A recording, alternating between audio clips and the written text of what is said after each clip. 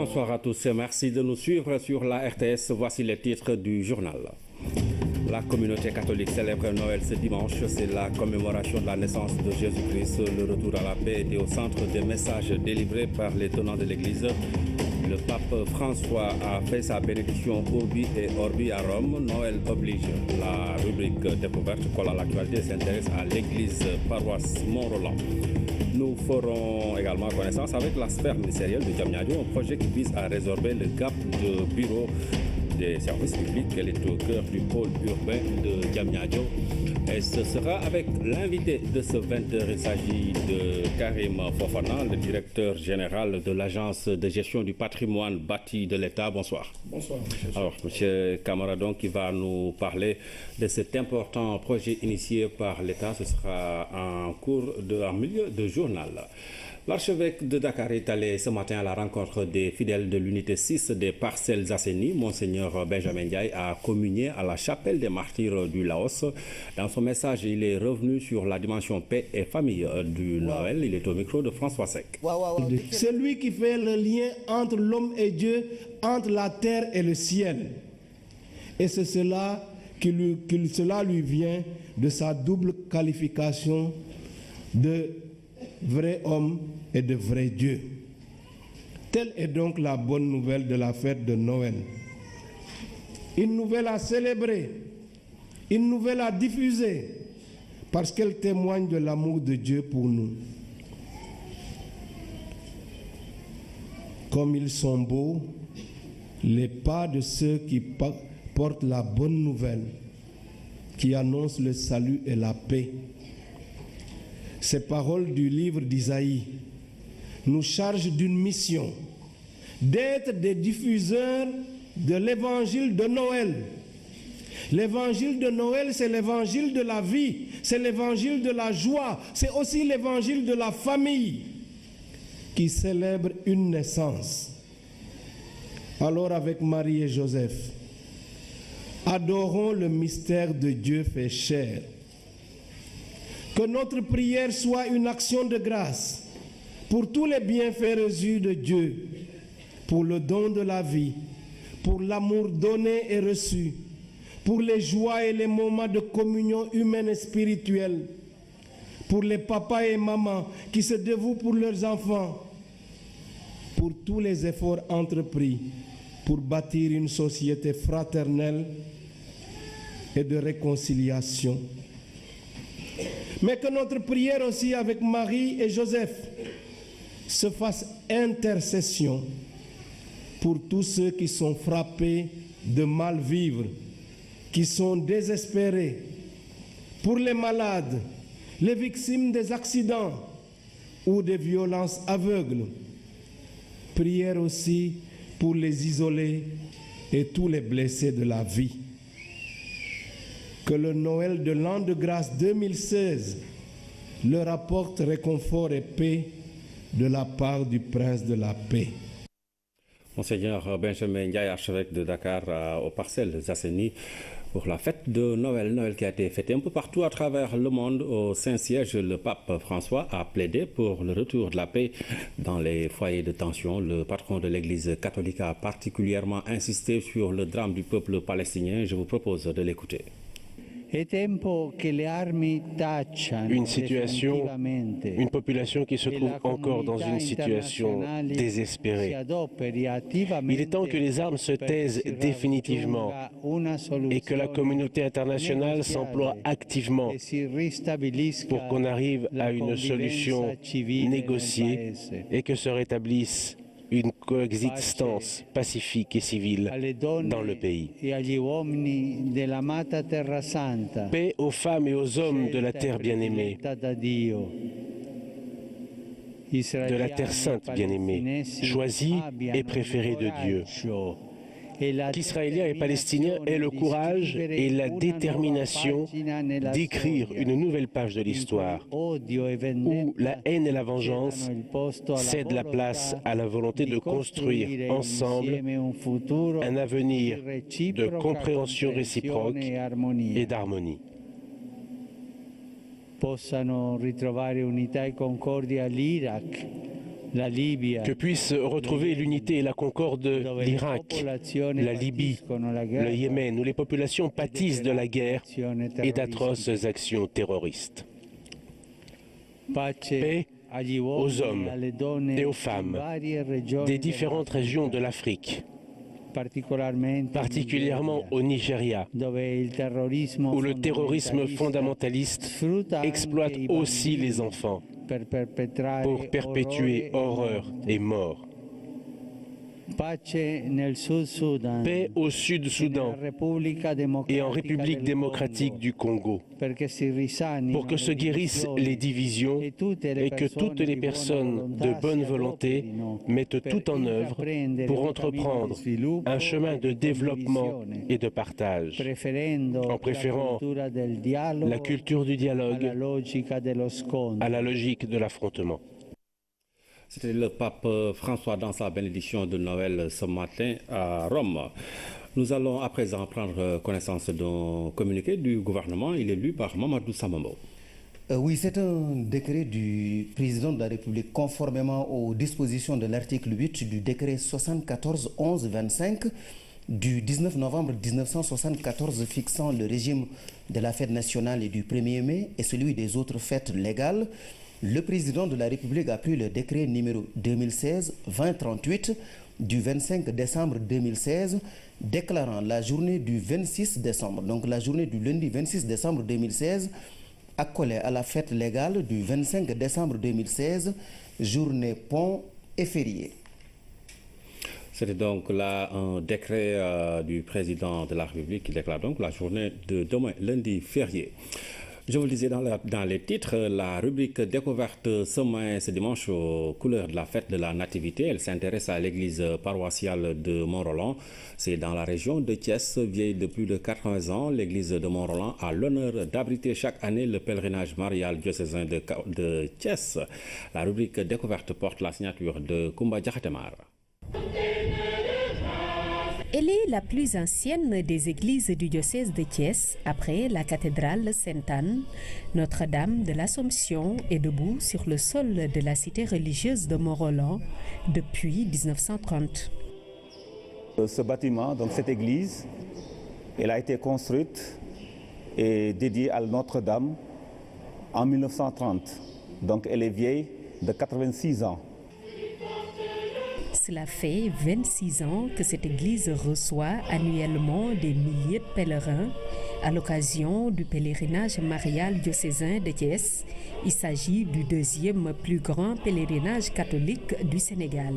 Chaque année, depuis 1990, l'évêque de Thiès, en premier lieu Monseigneur Jacques Sarr, et ensuite Monseigneur André Gueye, qui est l'actuel évêque, convoque tous les fidèles du diocèse de Thiès, ici même à Mont-Roland, chaque premier dimanche du temps de carême.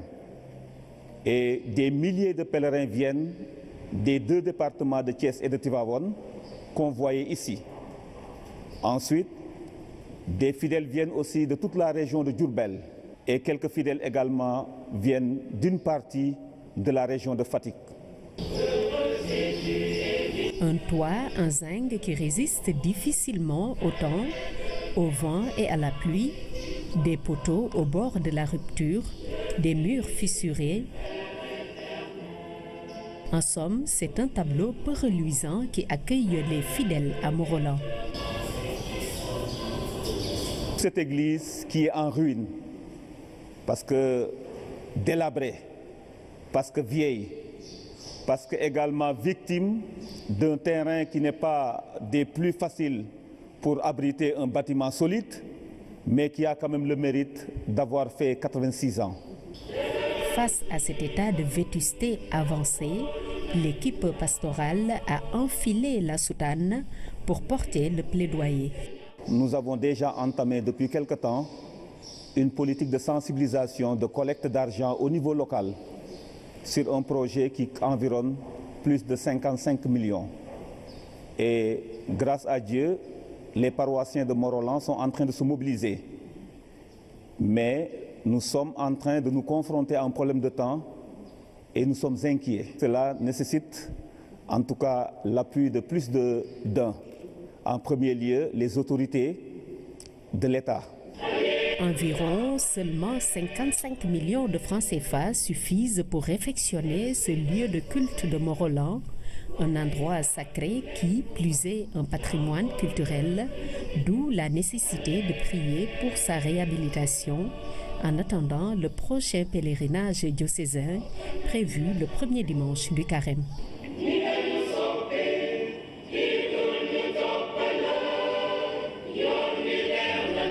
Qui nous a amené à la découverte de l'église paroisse de Mont-Roland, c'est dans la région de Thiès. La position du Sénégal sur la colonisation en territoire palestinien est saluée par la communauté internationale à propos d'une annulation de projet par l'État d'Israël. Le gouvernement du Sénégal attend d'être saisi officiellement.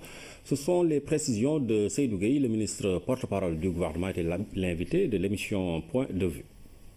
Il faut saluer la position du Sénégal et d'ailleurs la communauté internationale félicite le Sénégal et notamment les pays musulmans, puisque le Sénégal a une position très claire dans ses rapports avec Israël, dans ses relations avec la Palestine. Puisque depuis 1975, c'est le Sénégal qui préside le comité pour l'exécution des droits inaliénables du peuple palestinien. Et ce n'est pas parce que le Sénégal soutient le peuple palestinien qu'il est contre l'État d'Israël. Oui. Et je voudrais signaler que c'est le président Abdou Diouf qui a rétabli les relations avec Israël. Le président Ouad n'a pas changé la perspective.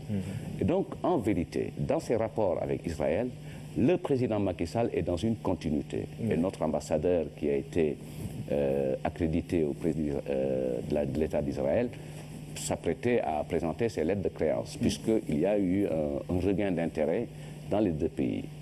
Mais le Sénégal a tenu à être conforme à sa vision de la diplomatie, puisque la diplomatie et la politique extérieure du Sénégal se définissent ici, au Palais de la République, et nulle part ailleurs. Donc ça, c'est une position très claire. Maintenant, on entend par la presse qu'Israël a décidé d'interrompre tous les projets, mais l'État du Sénégal n'a pas encore été officiellement informé, ni officiellement saisi de cette décision. Et quand il sera informé d'une telle décision, il donnera la suite.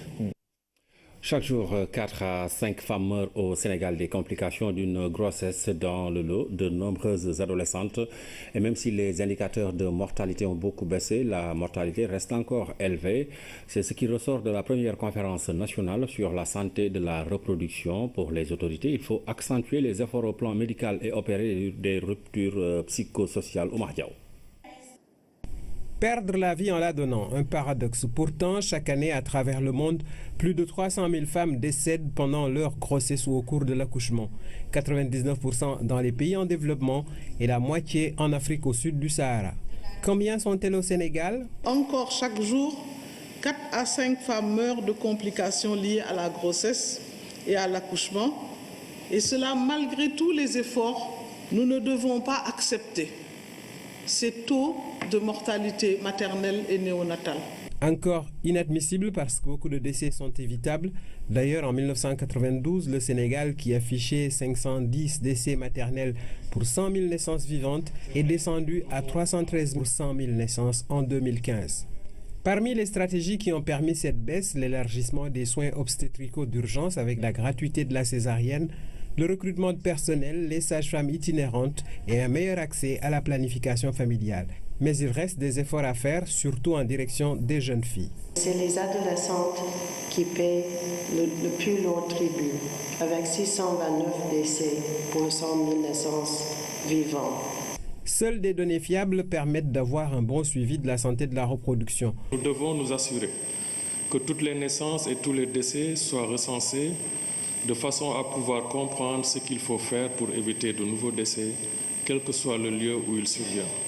Il est démontré que les zones rurales sont les plus vulnérables à la mortalité maternelle. Au niveau communautaire, on devrait aller vers des autopsies verbales. Que les personnes puissent dire pourquoi une femme est décédée. Pourquoi un enfant qui vient de naître est décédé. En essayant d'expliquer cela, Cela nous permettra de voir où sont les obstacles. Les obstacles sont nombreux. Si certains sont médicaux, d'autres sont simplement sociaux et ils sont les plus difficiles à franchir. Mais en posant un bon diagnostic, on est plus à même d'apporter les bonnes réponses. L'accouchement ne devrait plus être le moment le plus redoutable pour la mère et son enfant.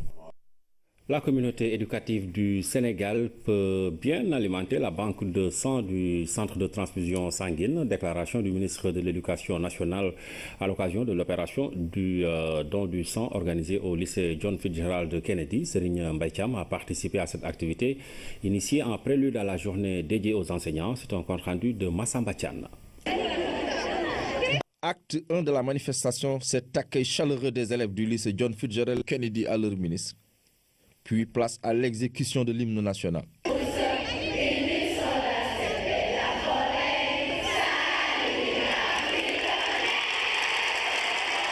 Ensuite, le don de sang, proprement dit.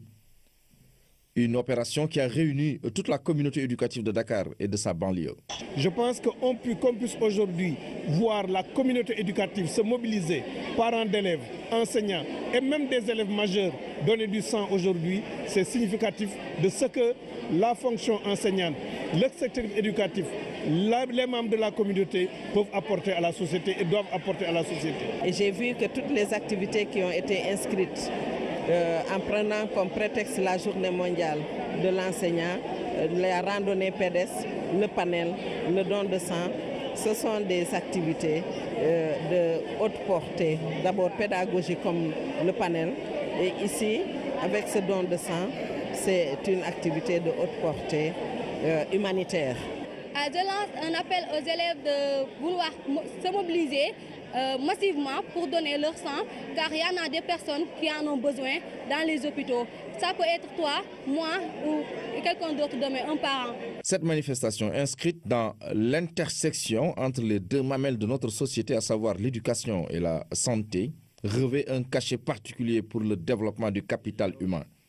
Au cours des manifestations prévues dans le cadre de cette journée mondiale de l'enseignant, qu'on puisse organiser une randonnée pédestre et aujourd'hui un don de sang dans cet établissement scolaire qui a une particularité d'être un établissement de jeunes filles comme Kennedy, je pense, et toutes ces manifestations sont significatives de l'importance que l'enseignant doit occuper dans notre société et de l'importance de la journée mondiale de l'enseignant. Il s'y ajoute que le chef de l'État a aussi décidé d'instituer un grand prix du chef de l'État pour l'enseignant, dont les textes réglementaires sont en cours de finalisation. Je pense que toutes ces actions montrent qu'au niveau de notre société, l'entreprise que nous avons de réhabilitation de la fonction enseignante, de revalorisation de la fonction enseignante et de ce que les enseignants peuvent représenter dans notre société, c'est une entreprise qui est actuellement en marche. Instituée dans le calendrier républicain conformément aux vœux du chef de l'État, cette journée dédiée à l'enseignant à travers le monde doit avoir une dimension particulière dans l'ambition de la revalorisation de la fonction enseignante au Sénégal. Je vous relis ce communiqué conformément aux dispositions de l'article 8 du décret 74-11-25 du 19 novembre 1974 fixant le régime de la fête nationale et du 1er mai et celui des autres fêtes légales. Le président de la République a pris le décret numéro 2016-2038 du 25 décembre 2016 déclarant la journée du lundi 26 décembre 2016 accolée à la fête légale du 25 décembre 2016, journée pont et férié. Je vous l'annonçais dans les titres sur les sites du pôle urbain de Diamniadio. L'agence de gestion du patrimoine bâti de l'État a débuté les travaux des sphères ministérielles. C'est un ambitieux projet pour résorber le déficit de bureaux dans l'administration sénégalaise, mais aussi pour opérer des économies. Voici la présentation des sphères ministérielles de Diamniadio avec Abibou Mbaye. Un vaste cratère à l'effet des engins qui sortent de terre, mystère d'un chantier jusque-là invisible à Diamniadio. Derrière le centre de conférence, ces belles routes, symboles du visible surplombées par des grues où tout bouge dans un désordre mécanique, où l'asphalte mêlé à de la poussière promet d'accueillir des ouvrages gigantesques. Ce sont les sphères ministérielles de Diamniadio. Cet ouvrage est un vrai mastodonte architectural parce qu'il comporte 3 grands ensembles qui totalisent 54 000 m² de bureaux. Et ces 54 000 m² de bureaux sont desservis par 12 halls d'entrée et 24 ascenseurs et 800 places de parking. Ici se dessinent des projets dont l'envergure dépasse 4 fois le building administratif dans ces 2 sites. On aura un groupe de 4 bâtiments de 8 étages avec un patio central, un auditorium et des espaces d'archivage. Donc ici on aura à peu près 41 700 m² de bureaux. C'est à peu près 2 fois le building administratif de Dakar. L'autre site qui est développé par un autre promoteur, c'est 54 000 m² de bureaux. Ce sont 3 grands bâtiments qui font quasiment 2 fois et demi le building administratif et qui va accueillir aussi beaucoup d'autres ministères et de services publics. Et permettront à l'État de diminuer ses engagements locatifs de 6 milliards par an. L'agence de gestion du patrimoine bâti paye 16 milliards de loyers par an. Donc le président de la République a mis en place un projet qu'on appelle les sphères ministérielles de Diamniadio pour loger ces services. Ces sphères ministérielles vont nous permettre de faire une économie d'environ 36% sur les engagements locatifs de l'État. C'est environ 6 milliards et demi par an. Les sphères ministérielles, une émanation du président de la République, confiée à l'agence de la gestion du patrimoine bâti de l'État. Au finish, beaucoup de ministères seront délocalisés à Diamniadio. Ce sont 100 000 m² d'espace de bureau dédiés à l'administration. Ce sont à peu près 15 ministères et à peu près 10 000 fonctionnaires. L'évolution du chantier va au rythme d'un bureau de contrôle qui donne son blanc-seing au détail près afin de réaliser ces immeubles futuristes comparables à ce qui se fait ailleurs. Ce qu'il faut noter sur les sphères ministérielles de Diamniadio, c'est que c'est une ambition similaire à celle de Bercy en France, où on a l'ensemble des services administratifs liés aux finances qui sont logés dans un village. Aujourd'hui, quand on parle du quartier de Bercy, ça fait effectivement référence au ministère de l'économie et des finances français. Quand on parle de la cité ACI 2000 à Bamako, c'est le centre administratif. Quand vous allez à Putrajaya, la capitale administrative de la Malaisie, c'est aussi une zone maraîchère, une zone de maraîchage comme Diamniadio, qui a été transformée en l'espace de 20 ans en centre administratif, centre financier, en centre diplomatique. Donc c'est cette même ambition que le président Macky Sall nourrit pour le pôle urbain de Diamniadio. Ainsi, la banlieue pourra prétendre à son émergence sur la seule base de ce déclic infrastructurel amorcé à Diamniadio, qui s'est déjà positionné dans un horizon qui s'annonce radieux. Projet sphère ministérielle, ambitieux projet de l'État conçu pour résorber le déficit en bureau dans l'administration. Nous avons sur ce plateau le directeur général de l'agence de gestion du patrimoine bâti de l'État, Karim Fofana, pour en parler justement. Bonsoir. Bonsoir, cher. Alors c'est donc demain que vous allez procéder au lancement de cet important projet de sphère ministérielle. Voilà, alors cher, je m'excuse d'abord pour la tenue parce que je reviens comme ça de Diamniadio, j'ai passé ma journée sur le chantier. Alors demain, le président de la République va porter un acte historique parce que demain va être lancé le projet immobilier à l'usage des services publics de l'État le plus important de l'histoire du Sénégal. Depuis 1958, avec le building administratif qui compte 26 000 m², 9 étages, 455 pièces, 170 places de parking et 9 ascenseurs, un projet aussi important n'a jamais été construit à l'usage des services publics. Comme vous l'avez dit tout à l'heure, dans ces images qui datent d'il y a 4 mois, le chantier a beaucoup évolué entre-temps. Les sphères ministérielles, ce sont 120 000 m² de bureaux. Je vais faire une comparaison avec le building administratif pour vous dire qu'on était toujours sous le legs du colonisateur. Depuis 1958. Alors, sur ce projet-là, on passe de 26 000 m² au building à 120 000 m². C'est 5 fois plus. En termes d'espace, c'est-à-dire de pièces de bureau, on passe de 455 à 5 000. En termes de places de parking, on passe de 170 à 2200. En termes d'ascenseurs, on passe par exemple de 9 à 40.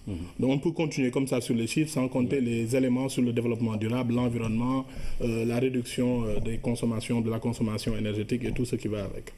Voilà. Et à terme, vous comptez déplacer sur le site 15 ministères et 10 000 fonctionnaires. Voilà, à terme, c'est-à-dire d'ici 1 an et demi, en mi-2018, 15 ministères et environ 10 000 fonctionnaires vont faire le déplacement. Ça aussi, c'est un acte historique. Depuis 1958, le transfert de la capitale de Saint-Louis à Dakar, ça va être le plus grand déménagement administratif de l'histoire du Sénégal. Donc ces 15 ministères vont passer du centre-ville de Dakar vers Diamniadio avec tout ce qui nécessite ce déplacement, c'est-à-dire les éléments qui vont permettre d'avoir le confort qu'il faut et l'organisation qu'il faut pour pouvoir réduire le parcours des usagers du service public et faciliter aussi la coordination des services. Vous savez, il y a un constat que le président de la République a fait.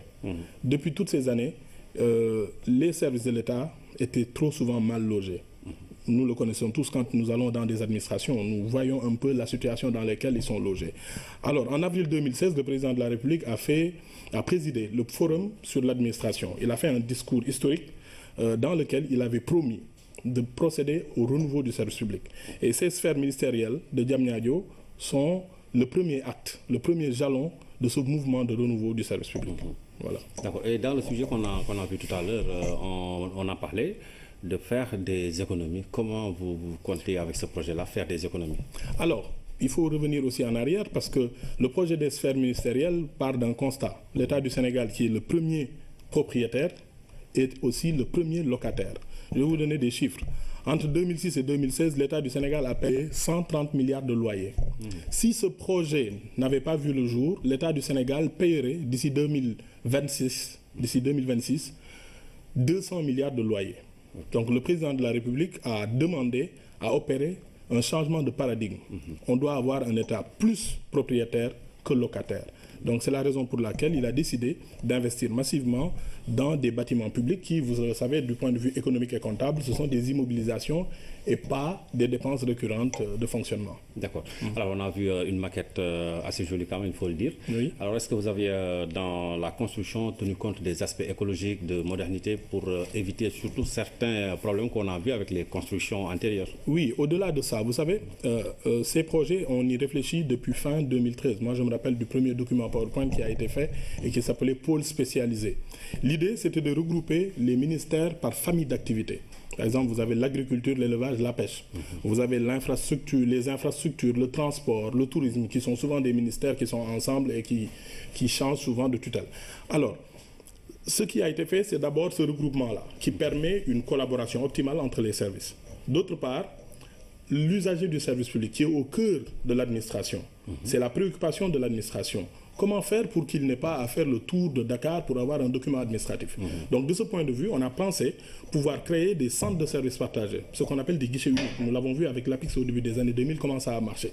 Donc dans chacun de ces bâtiments, par famille de ministères, on va organiser des guichets uniques pour permettre à l'usager sur un site d'avoir ces documents, d'avoir un archivage commun, d'avoir un auditorium commun, d'avoir des salles de réunion partagées. Et ça va créer des économies. Donc les économies, vous en avez parlé tout à l'heure, c'est d'abord des économies du point de vue financier, parce que ça va nous permettre dès 2018 d'économiser 6,5 milliards par an.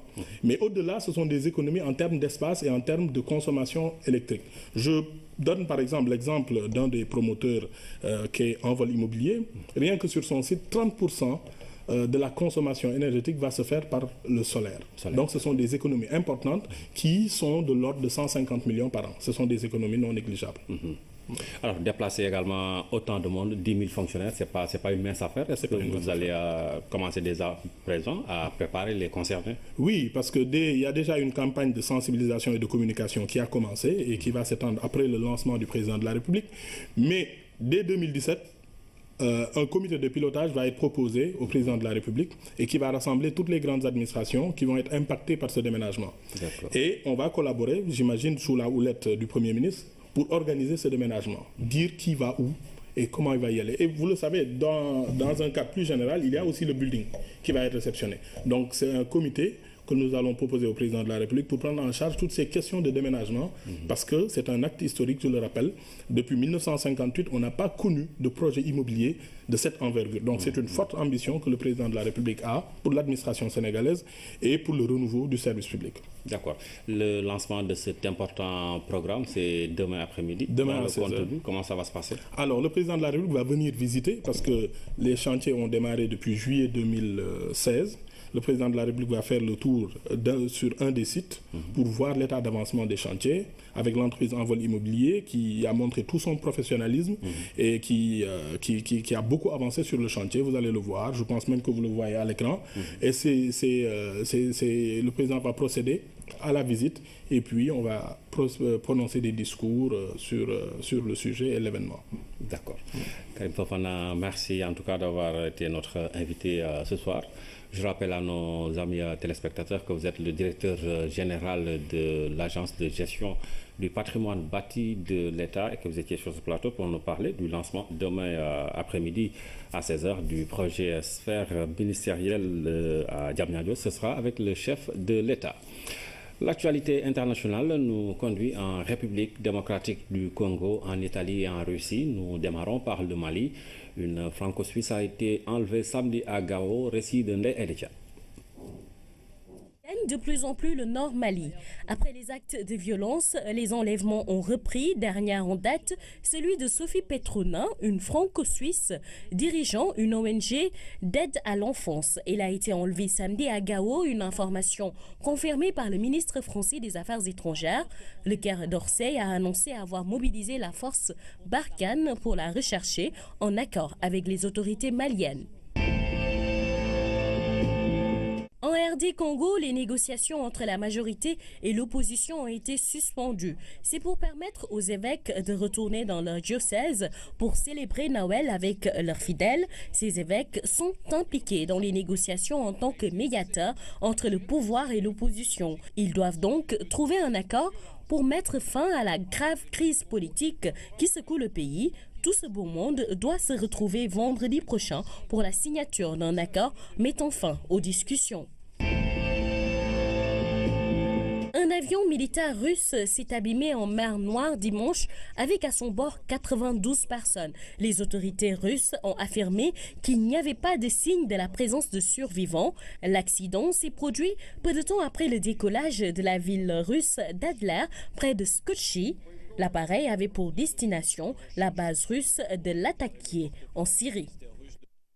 Merci. Avant de refermer cette édition, je vous relis ce communiqué conformément aux dispositions de l'article 8 du décret 74-11-25 du 19 novembre 1974 fixant le régime de la fête nationale et du 1er mai et celui des autres fêtes légales. Le président de la République a pris le décret numéro 2016-2038 du 25 décembre 2016 déclarant la journée du lundi 26 décembre 2016 accolée à la fête légale du 25 décembre 2016, journée pont et férié.